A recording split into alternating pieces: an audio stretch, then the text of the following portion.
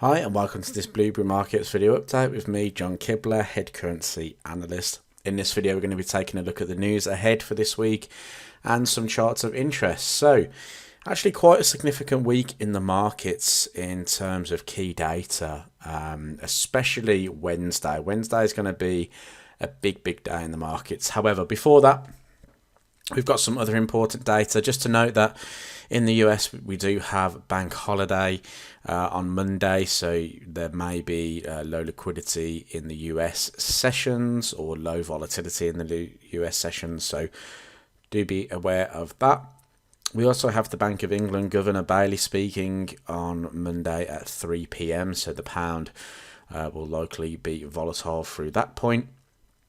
We then have some data out of China. We have GDP data, as well as Canada. We have CPI data throughout the afternoon there.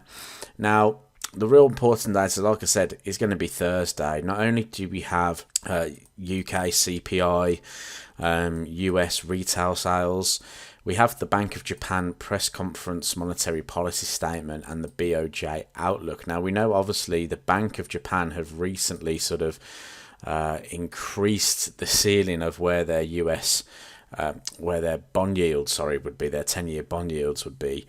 And they almost sort of doubled it. And recently the bond yields went through that ceiling and it forced the Bank of Japan into action. And to intervene, essentially buying up bonds, and we've seen them settle down now. However, will the Bank of Japan raise the ceiling again on those yields? And you know, that's the way they've been trying to do things recently. However, the last time that happened, the yen strengthened significantly.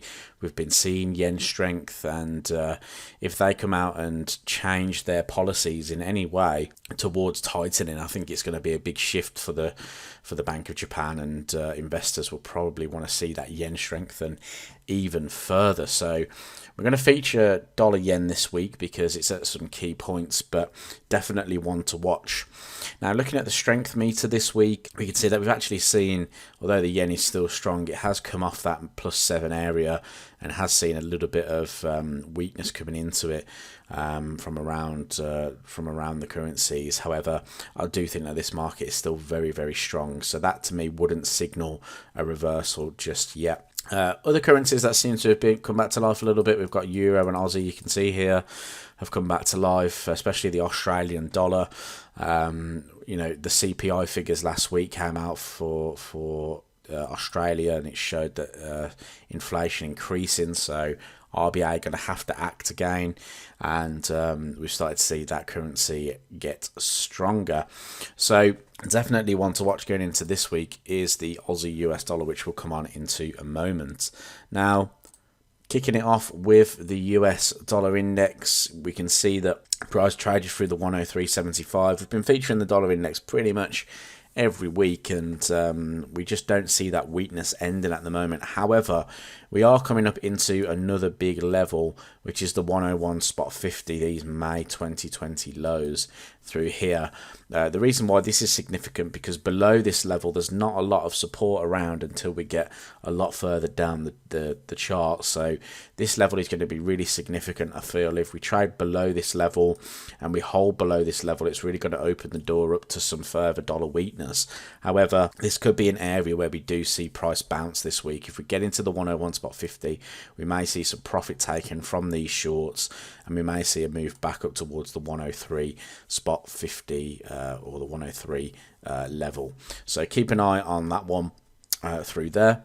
Going on to Aussie US dollar, we can see that Aussie has recently broken out of this trendline resistance through here, really strong trendline resistance. We had the rejection obviously back through here that the market pretty much ignored there, trading through the highs at 0.6875.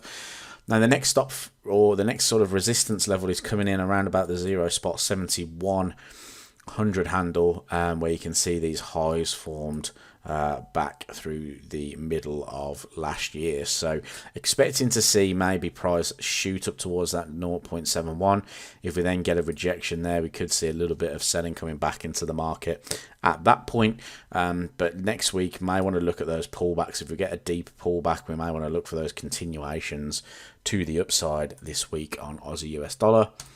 Following on from that, then dollar yen, again, very important market to be watching at the moment, especially if the Bank of Japan do seem sort of hawkish or make a hawkish move.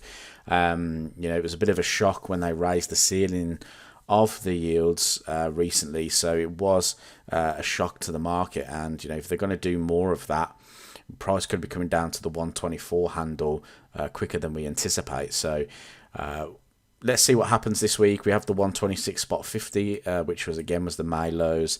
And I think if the dollar starts finding some support there, we may get a slight bounce and a continuation. However, at the moment, everything's pointing down for dollar yen. So I wouldn't be surprised if we were to see 124 by the end of next week. Finally then, gold. We spoke about gold last week. Again, featuring it this week because we're trading through the 1910 level. Again, I'll be watching the dollar index and watching this chart as well. I think if the dollar index starts to consolidate and then we get another move down to the next level of support, which was that 101.65 area on the dollar index, I think if we get that, then gold could continue to push higher, perhaps into the 1950 handle. And then I'll be watching to see how the dollar index reacts. If the dollar index does start to find support around that level, then we could expect gold to start pulling back a little bit. We do have support down at the 1875 handle, so I wouldn't mind seeing maybe a move back to the 1875 for continuations higher at that point. So that's all I've got for you for this week ahead analysis video. I hope you enjoyed it. If you did, leave it a thumbs up. Subscribe to the YouTube channel to see some more Forex trading content. And I'll catch you in the next video.